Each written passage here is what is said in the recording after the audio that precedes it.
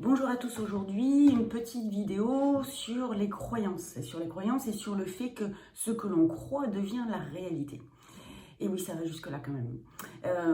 Donc, dans un contexte classique, une situation lambda, on a une foultitude d'informations qui nous entourent, qu'elles soient visuelles, auditives, kinesthésiques, sensorielles, on a plein d'informations.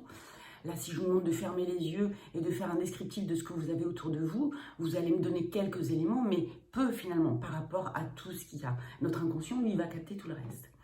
Et notre inconscient, comme je vous le disais lors des vidéos précédentes, il va filtrer l'information, parce qu'il y a énormément de filtres, enfin énormément d'informations. Alors après, comment il va faire le tri par rapport à toutes ces informations? C'est ça qui est intéressant. Eh bien, la première chose déjà, c'est qu'il va trier en fonction de ce qui nous anime. Je prends un exemple tout bête. Moi, quand j'ai acheté ma voiture, j'étais persuadée que c'était la seule et l'unique parce que je ne l'avais jamais vue ailleurs jusqu'à maintenant. Et puis quand je suis sortie du garage avec ma nouvelle voiture exclusive et que j'ai fait 2 km pour rentrer chez moi, j'en ai croisé 3.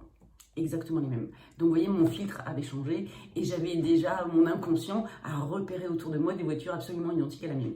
Donc voilà, en fonction de ce qui nous anime. Mais surtout, il va filtrer en fonction de nos croyances, les croyances qu'on a sur notre environnement, sur les autres et sur ce qu'on croit de nous aussi. Prenons un exemple là aussi, quelqu'un qui a la croyance qui va tomber malade tout le temps, quelqu'un qui va être hypochondriaque, va dans son environnement, son inconscient va voir systématiquement tous les gens qui sont malades autour de lui. Puis alors, pour le coup, il va y en avoir un paquet, quoi. Donc il va avoir peur tout le temps parce qu'il a l'impression qu'il y a des virus qui l'entourent dans tous les sens. Et il va en voir partout, parce que son inconscient filtre en fonction de sa croyance. Quelqu'un, par exemple, prenons une femme qui pense que son mari est infidèle, eh bien, dans sa perception de la réalité, elle va voir partout des femmes qui regardent son mari, elle va voir des téléphones qui bipent, elle va entendre systématiquement quand le téléphone de son mari va biper. Voilà, elle va avoir plein de petits signes comme ça que son inconscient va repérer dans sa réalité, qui vont venir conforter sa croyance, comme quoi, oui, effectivement, je m'en doutais, il a quelqu'un. Alors ça marche aussi sur les croyances qu'on a sur soi. Je prends un exemple, je vais dans une soirée en étant intimement persuadée que je suis quelqu'un qui n'est pas intéressant. Eh bien, je ne vais pas aller vers les gens, je ne vais pas être dans l'ouverture, je vais rester plutôt dans mon coin, et puis voilà, très timide. Et effectivement, les gens ne vont pas venir vers moi, et en plus, ça va me conforter dans ma croyance comme quoi je suis quelqu'un d'absolument inintéressant. Bon, ça marche évidemment dans l'autre sens, quelqu'un qui pense que le monde est sympathique, est souriant, que c'est un monde de bisounours, il va voir que des belles choses partout. Voilà, ça marche. Si je vais dans une soirée où je suis intimement persuadée que je suis quelqu'un d'intéressant et surtout que j'ai envie d'aller rencontrer des gens, que j'ai envie de discuter avec des gens, je vais être dans l'ouverture. Et là aussi, je vais faire de l'autoprophétie, c'est-à-dire que les gens vont effectivement venir vers moi.